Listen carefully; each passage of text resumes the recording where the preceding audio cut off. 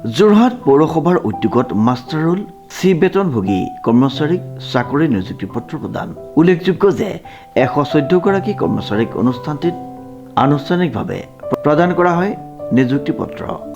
সঁচাকৈ আজি এটা ঐতিহাসিক দিন, কাৰণ কোনো পৌৰসভাত বিশেষকৈ যোৰহাট পৌৰসভাতো কেতিয়াও হোৱাই নাছিল আগতে, আৰু বৰ্তমান আমাৰ অসমৰ যিমানখিনি পৌৰসভা আছে তাৰ ভিতৰত 114জন মানুহক নিয়মীয়াকৰণ কৰা যিটো প্ৰক্ৰিয়া সেইটো এই যোৰহাট পৌৰসভাতে মইতো প্ৰথমে বহুত দিনৰ পৰা আমি কথাটো লাগি আছিলোঁ। আমাৰ কিছুমান প্ৰচেচিং আছে, পটককৈ আমি কৰিব নোৱাৰোঁ, আমি বহুত প্ৰচেছ কৰিবলগীয়া হৈছে। তাৰ মাজত আমি আজি এইটো ক্ষণত উপনীত হৈছোঁ। কিন্তু মই আজি প্ৰথম সোমাই আহি তেওঁলোকৰ উৎসাহ দেখি পেলাই মই নিজে বহুত আৱেগিক হৈ গৈছিলোঁ, কাৰণ তেওঁলোকক ধৰি লওক আমি খুব এটা বেছি দৰমহা বঢ়াই দিয়া নাই, নিয়মীয়াকৰণ কৰিছোঁ। কিন্তু নিয়মীয়াকৰণ কৰাৰ কাৰণে এটাই আমাৰ সুবিধা হ'ব, তেওঁলোকক যেতিয়া আমাৰ গভৰ্ণমেণ্টে এতিয়া 27জন মানুহক লৈছে, তেওঁলোকক আমি যেতিয়া বিচাৰিব আমি তাক গভৰ্ণমেণ্টলৈ মানে যাবৰ কাৰণে বেছি সুবিধা হ'ব। তেওঁলোকক আমি লগে লগে লিষ্টখন পঠাব পাৰিম। সভানেত্ৰী হিচাপে মই নিজে বহুত আৱেগিক হৈ গৈছোঁ, কাৰণ মোৰ নিজৰ ভবা লাগিছে, ভবা নাছিলোঁ। কাৰণ এইখিনি সম্ভৱ হৈছে, কিন্তু যেতিয়া আমাক 27জন কৰ্মচাৰীক চৰকাৰে ল'লে, চৰকাৰে মানে হিমন্ত বিশ্ব শৰ্মা ডাঙৰীয়াই যিটো আমাৰ চৰকাৰীকৰণ কৰিলে, তেতিয়া আমাৰ কিছুমান টকা আমাৰ আহি হ'ল। আমি তেতিয়া চিন্তা কৰিলোঁ যে আমি বাকীখিনি মানুহক কিবা এটা কৰিব পাৰোঁ নেকি। সেই হিচাপে আমি এখন কমিটি গঠন কৰি দিলোঁ। তেওঁলোকে আমাক কমিটিয়ে ছাৰ্ভে কৰি পেলাই আমাক ৰিপৰ্ট দিলে। সেই হিচাপত আমি 114জনৰ মানুহক এতিয়া নেক্সট আমাৰ যিখিনি মানুহ আছে থাকি গ'ল, সেইখিনিৰ কাৰণে আমি কিবা এটা ব্যৱস্থা কৰিম। যোৰহাট পৌৰসভাৰ কাৰ্যালয়ত চাকৰি নিযুক্তি পত্ৰৰ প্ৰদান কাৰ্যসূচী এটি গাম্ভীৰ্যপূৰ্ণ অনুষ্ঠানেৰে অনুষ্ঠিত কৰা হয়। পোনপ্ৰথমে সংবাদ মাধ্যমলৈ আমাৰ ফালৰ পৰা বহুত বহুত ধন্যবাদ, কিয়নো আমাক বিচাৰি হাবাথুৰি খাই আপোনালোকে পৌৰসভাৰ কাৰ্যালয় পাইছে।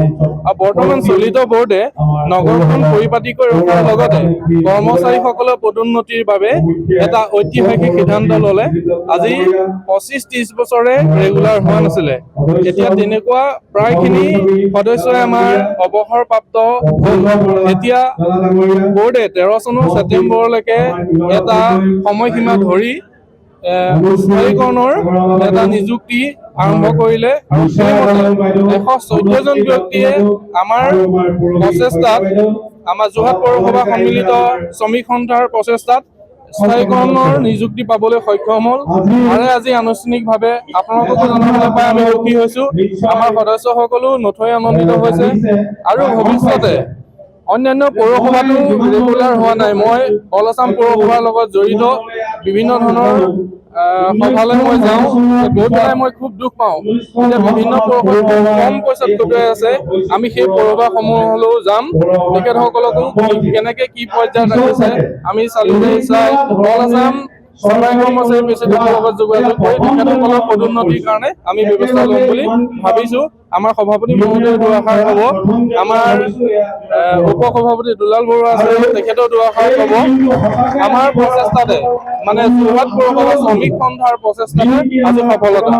ধন্যবাদ। শতাধিক কৰ্মচাৰীক প্ৰদান কৰা হয় নিযুক্তি পত্ৰ। উল্লেখযোগ্য যে বছৰ বছৰ ধৰি যোৰহাট পৌৰসভাত মাষ্টাৰ ৰোল বা চি বেতন হিচাপে কৰ্মৰত হৈ আছিল শতাধিক কৰ্মচাৰী।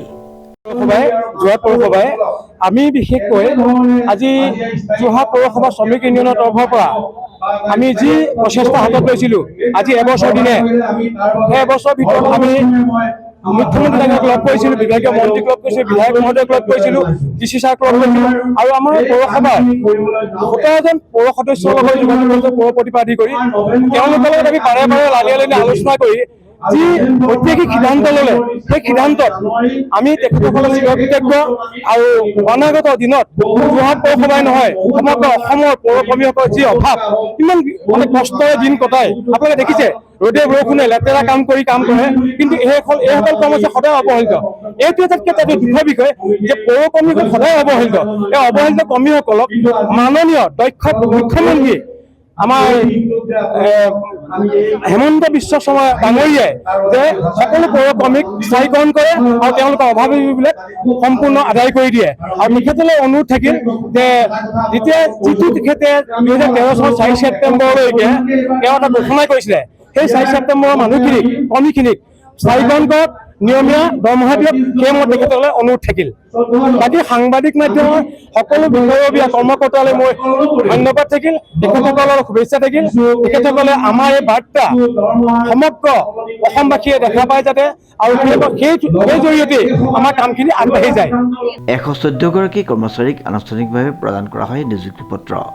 যোৰহাট পৌৰসভাৰ কাৰ্যালয়ত অনুষ্ঠিত কৰা নিযুক্তি পত্ৰ প্ৰদান অনুষ্ঠানত পৌৰপতি লক্ষ্মী খাৰঘৰীয়া, উপ পৌৰপতি দিলীপ দত্তৰ লগতে পৌৰসভাৰ বিষয়ববীয়া আৰু নিযুক্তিপ্ৰাপ্ত কৰ্মচাৰীসকল উপস্থিত আছিল। আজি আমাৰ পৌৰসভাৰ কাৰণে এয়া বৰ এটা ডাঙৰ ঐতিহাসিক দিন, যি নেকি হয়তো পৌৰসভা গঠনৰ পিছৰ পৰা প্ৰথমবাৰ হয়তো আমি একেলগে ইমানকেইজন মানুহক স্থিৰ বেতনভোগীৰ পৰা আমি ডাইৰেক্ট ৰেগুলাৰ কৰিছোঁ। চৰকাৰে আমাক এটা অনুযোজনা জাৰি কৰিছিলে যে 2013 চনৰ 4 ছেপ্টেম্বৰলৈকে যিসকলে ইয়াত কাম কৰি আছিলে তেখেতলোকক চৰকাৰীকৰণ কৰিবলৈ গুৱাহাটীলৈ আমাক লিষ্ট এখন বিচাৰিছিলে। আমি সেইমতে প্ৰায় 50জন লোকৰ লিষ্ট পঠাইছিলোঁ, কিন্তু তাত প্ৰায় 27 জনে জইন কৰিলে, বাকীকেইজনে যোৰহাট পৌৰসভাতে দৰমহাতে কাম কৰিম ক'লে। কিন্তু তেওঁলোকে তাৰ পিছতো তেওঁলোকে আমাৰ ইয়াত তেওঁলোকৰ সন্থাৰ ফালৰ পৰা আবেদন কৰিলে যে আমাৰ যি নেকি 13 চনৰ পৰা কাম কৰা প্ৰায় 114জন মানুহ বাকী আছে, যাক চৰকাৰে বৰ্তমান লোৱা নাই। তো আপোনালোকে পৌৰসভা এইকেইজনক যদি ৰেগুলাৰ কৰে, ইয়াৰ পিছৰ পৰ্যায়ত আমাক চৰকাৰে ল'ব পাৰিব। সেই মতে আমি সঞ্চালক মহোদয়ৰ লগত আলোচনা কৰিলোঁ। সঞ্চালক মহোদয়ে ক'লে যে হয়, আপোনালোকে যদি ৰেগুলাৰ কৰি দিয়ে আমি এওঁলোকক চৰকাৰীকৰণ কৰাত সুবিধা হ'ব। আৰু সেই কাৰণে আমি পৌৰসভাই সাধাৰণ সিদ্ধান্ত লৈ আজি 114জনক নিয়মীয়াকৰণ কৰাৰ কাৰণে আমি আগভাগ ল'লোঁ। আৰু আজি এই দিনটো আহি উপস্থিত হৈ তেওঁলোকৰ 114জনক নিয়মীয়াকৰণ কৰিলোঁ।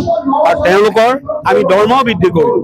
যি নেকি আগত যি দৰমহা পাইছিলে সেই পৰ্যায়ত আমি 25%, 20% আৰু 15% তেওঁলোকক ইনক্ৰিজ কৰিলোঁ আগৰ দৰমহাতকৈ কৰি আমি তেওঁলোকক আজি এয়া নিযুক্তি। 114 গৰাকী কৰ্মচাৰীক আনুষ্ঠানিকভাৱে প্ৰদান কৰা নিযুক্তি পত্ৰই মাষ্টাৰ ৰোল আৰু চি বেতনভোগী কৰ্মচাৰীসকলক আনন্দিত কৰি তোলা পৰিলক্ষিত হয়। ডিজিপ বৰাৰ ৰিপৰ্ট, নিউজ নাও।